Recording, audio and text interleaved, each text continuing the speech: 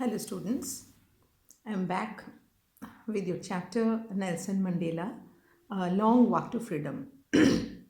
Nelson Rohilala Mandela, you have heard a lot about this person. Nelson Rohilala Mandela, he wrote his autobiography where he wrote about his freedom struggle along with the other patriotic leaders of South Africa. So from that autobiography also know when a person write the life story of his own self, then it is an autobiography. So Nelson Rohilala Mandela too wrote this his autobiography, which is named as A Long Walk to Freedom. This chapter is actually an extract from that autobiography of Nelson Rohilala Mandela, and the chapter actually describes the day, the special day for South Africa indeed, because it was the day when the first non-racial government, democratic government of South Africa was going to be installed under the leadership of Nelson Mandela, where he is going to be the president of South Africa. So it was the 10th of May and the day was very bright and clear, and so many people, several leaders from all over the world, they have gathered around that place to witness that auspicious ceremony. Even Nelson Mandela, he too reached that place with his daughter Zenani, and the occasion was going to take place, the ceremony was going to take place in Pretoria, a place in South Africa. Nelson Mandela reaches that place with his daughter Zenani, and then started the oath-taking ceremony, where the first person who was sworn in was Mr. D. Clark, D-E-D, Clark, K-L-E-R-K, D. Clark, who swore in as the second deputy president. The second person to swear in was Mr. Thabo Mbeki, T-H-A-B-O, Thabo, and Mbeki, M-B-E-K-I. He was sworn in as the first deputy president of South Africa. Then came the turn of Nelson Mandela. He was sworn in as the president of South Africa, free South Africa, isn't it? And after he was sworn in, he delivered a speech where he thanked all the international figures who were present in that ceremony, all the leaders, all the persons who have traveled to that place and who have come to that place to be a part of that auspicious ceremony of South Africa. And he then said that it was a common victory. Rather, it was a victory because it was victory for South Africa, because so many people sacrificed their lives to get that freedom, to get that liberty. And it was really a very important, very prestigious victory for each and every people of South Africa. But Nelson Mandela was saying that it was not only a common victory, we cannot call it a common victory. It was a victory of justice, it was a victory for peace, and it was a victory for human dignity also. So it was very special, rather, for each and everyone present out there, including the people who have come from different parts of the world. Nelson Mandela in his speech also promised, he also took oath that several other works are still left for getting them done. Nelson Mandela says that though South Africa has got its freedom from the oppressions of the whites, but still now several other freedoms are also to be won over. What are these freedoms? He is saying that freedom from poverty, freedom from the shackles of sufferings, from the miseries, several kinds of innumerable miseries, and freedom from the social discrimination, the racial discrimination that was prevailing in South Africa. So freedom was necessary, liberty was necessary. Discrimination, the blacks actually had to work under the whites as slaves. So it was the social injustice that was prevailing in South Africa, and Nelson Mandela says that I am here now to liberate my countrymen from these oppressions, from these miseries, from these innumerable troubles that they are facing from long, long years. After that, when his speech was over, several jet fighters and aeroplanes, they started, helicopters, they started flying over the Union building, because it was just a show to the, newly formed government. And then the highest military generals also, with their medals and with their badges, they also came in front of Nelson Mandela and saluted Nelson Mandela. It was really a great pleasure, really a great privilege for each and every people, each and every person present in that ceremony. After the occasion was over, Nelson Mandela, the oath taking ceremony of Nelson Mandela, and then the show off of the jet flights and the helicopters, national anthems were sung. It was the turn of the national anthems to be sung. Two national anthems were sung that day.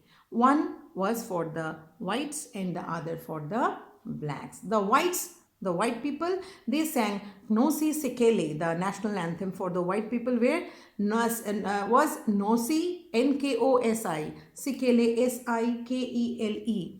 And the white people and the black people, they sang the national anthem Die Stem, Die, Die, Stem, Stem, Stem.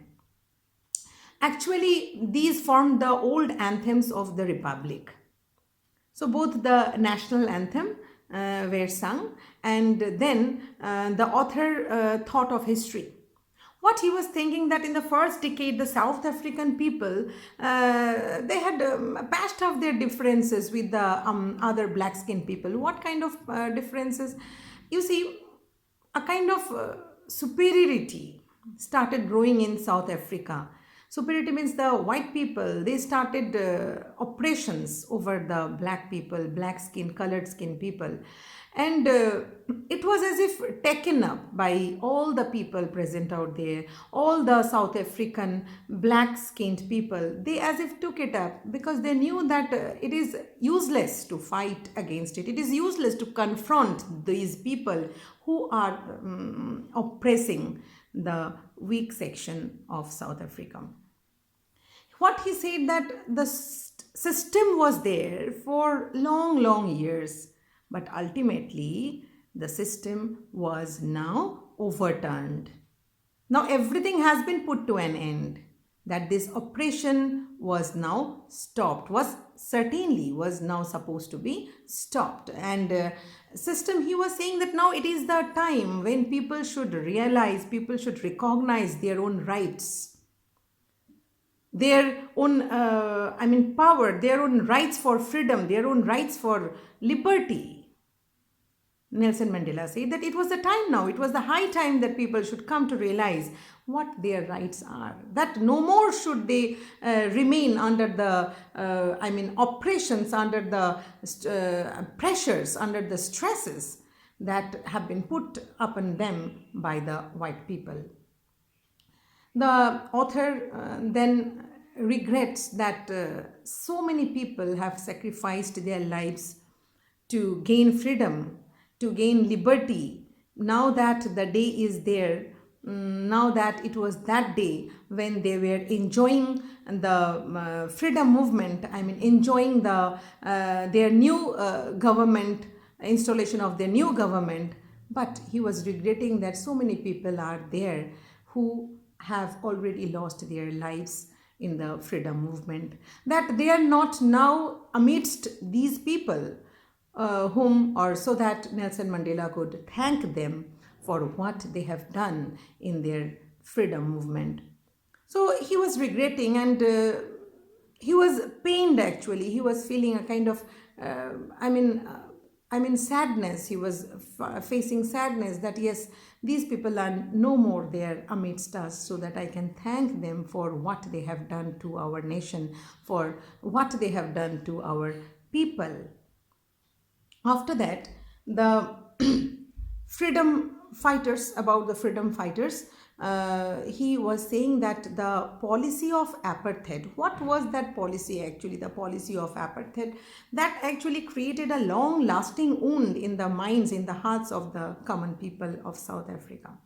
Policy of apartheid means, actually this policy dealt with the fact that dealt with the discrimination between the black skinned people and the white skinned people, where the black skinned people were they were supposed to work under the white skinned people and work, in accordance with the instructions, in accordance with the choices made by the white skinned people. It was quite difficult. Even you cannot think about your own self.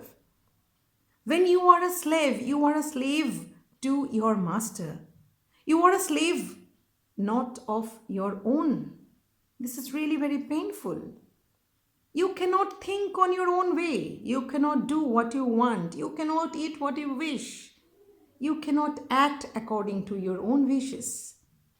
Your acts actually is according to the wishes of your master.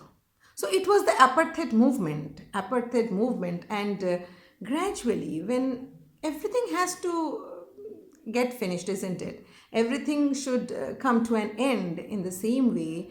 For the long period of this, period of following this apartheid policy, people in South Africa also started confronting the whites.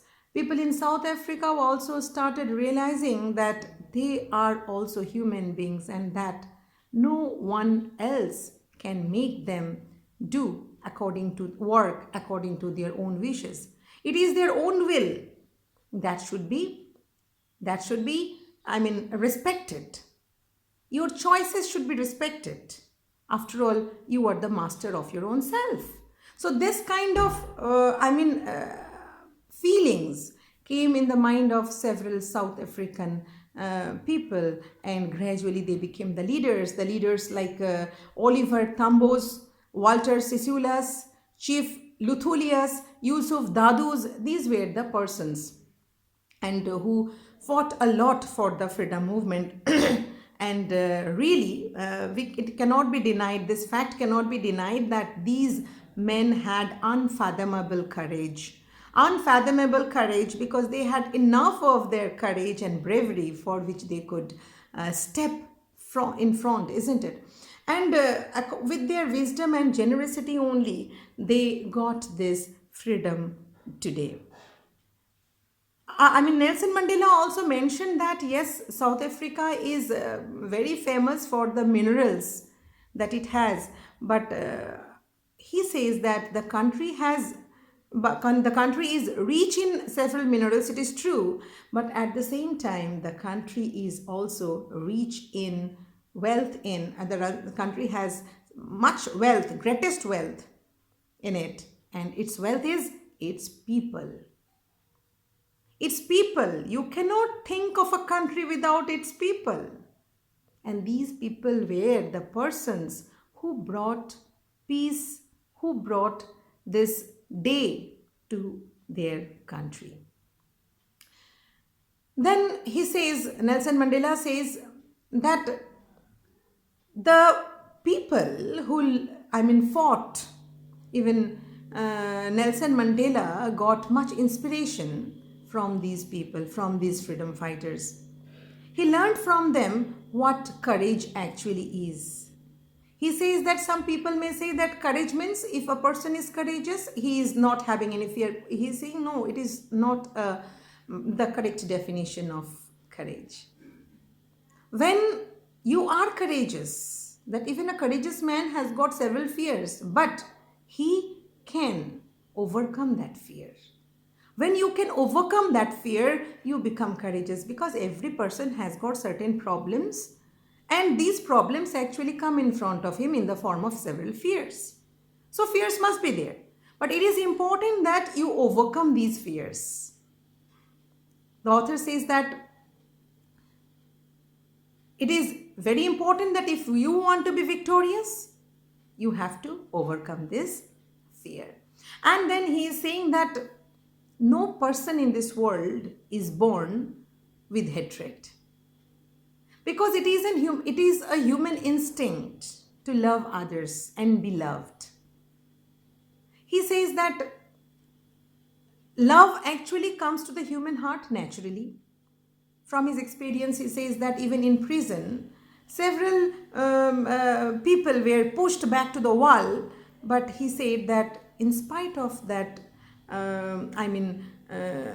cruelty among the people who were oppressing these simple minded people, he could see that no, even when the prisoners were being punished, when the prisoners were being very illy treated, even then he saw that certain guards in the jails, in the prison houses, had softness for these prisoners. That means love was still lurking in the hearts of these, guards. So, this is the reason that he says that it was actually man's essential goodness. You cannot think of a man without the good sides of his own self. Love is always there. So, it is important that you should nurture that feelings for others. Try to diminish the feelings of hatred for others. Love is there. When you are born, you do not take birth with hatred. You are not born with hatred. Love is the instinct. Love is the inborn instinct of human being. It is always there in him. So it is important that we should nurture that emotion, that feeling. He then says that every human being in his life has got several kinds of duties. For example, you see, we can say that we have got twin duties. One duty is for our family and the other duty is for the society, for the community, for the country. He says that it is quite difficult to fulfill the two duties together. Because when you are fighting for your country, because when you are fighting for your society and for your community, there is every chance that you get punished, that the enemy against whom you are working, they are going to imprison you, they are going to punish you, they are going to keep you in prison, and when they do it, you are not in a condition to abide by the obligations for your family. You won't be in a condition to work as per your sense of responsibilities towards your brothers, towards your mother, towards your father, towards your siblings, towards your children or your parents. So the sense of responsibility is there within you, but you are not in a condition to do that. So though you have got both the responsibilities in your lifetime, but you cannot go with both together. He then says that this is the reason that we are not allowed to work as human beings, because it is the humanity, humane factors within us that makes us think for everyone. Think for your own family members, think for your friends and relatives, think for your community and country. You cannot work for everyone together. You have to dedicate yourself for some work. And when you are dedicating yourself for your nation, you won't be able to work for your family also, because God knows where you have to be, where you have to live, what you have to do. You won't be in a condition perhaps to remain amidst all the members of your family. And then the author says that I was born free. Certainly everyone is born free. He says that because when I was born, I was not born with hunger. He says that freedom, the definition of freedom for several phases of several human beings in different phases of his life becomes different. How? He says for children, what does freedom means? Freedom means to play and to eat and to do whatever they want. When these children grow up and become adults, for them then freedom becomes something different. So when you grow up, freedom for you is liberty to work according to your own will. When you grow up, you feel that you should be given that freedom of speaking of your own thoughts. So when you grow up, the definition of freedom also differs. When you were a child, you wanted to be free to play, to sleep, to eat, whatever you wanted. But when you grew up, freedom becomes different to you. You want to do for the nation, you want to do something for your nation, you want to do something for your own self, for your own family, and as per your wish, you want to work. So the freedom, definition of freedom changes. He then says that he wanted that as a young man when he was in Johannesburg, he says that I wanted freedom to be as per my potential. Because every man has got different potential. As per my potential, I want to be a man. He wanted freedom for livelihood, the way I want to do, the way I want to earn my livelihood. It is my own. So, difference in the definition of freedom he talked about, he focused on. And then he said that when he was a young man and he thought that now I am free to earn my livelihood as per my wish for my family, for my own self, but certain problems were still lurking. There were several other problems which made him realize that he was not totally free. Why? He said he found that though perhaps I am free, but several brothers and sisters of my country are still not free. They are working as slaves under the white people. So it is also very important that freedom for, all the brothers and sisters of my own country, freedom from the oppressions of these people, from these foreign people who are oppressing the people of my land, who are oppressing and torturing the people of South Africa, though this place is not actually their own.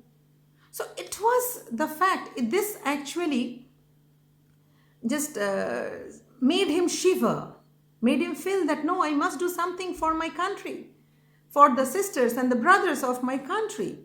So he started for that, and he then thought he should join the national movement by joining the African National Movement, African National Congress. So his hunger for freedom for his countrymen and his country was very great indeed. And it was the result that he was made bold and very courageous and very brave. And he fought, his lifetime, during his lifetime, he fought a lot. Because he thought that when my people are being chained and they are made to work as slaves, he felt that he himself was chained. When my people are chained, how can I say that I am free? So this was actually enough a force that tormented his soul, and he joined the African National Congress for the freedom movement. The author said that the oppressor must be liberated as the oppressed is. You have to understand it clearly. Who is the oppressor? Who is the oppressor? The person from the other countries who are making the innocent people work as slaves under them. So these cruel men are the oppressors. And these innocent slaves, innocent common people are the oppressed. He is saying that oppressed, the people who are oppressed, means the slaves, they are bound in shackles. So these shackles means these chains. So they have to be made free from these chains. It's fine. You have understood that? So oppressed, those people who are oppressed, they are made free. Hope you have understood it. He says that even the oppressors have to be made free.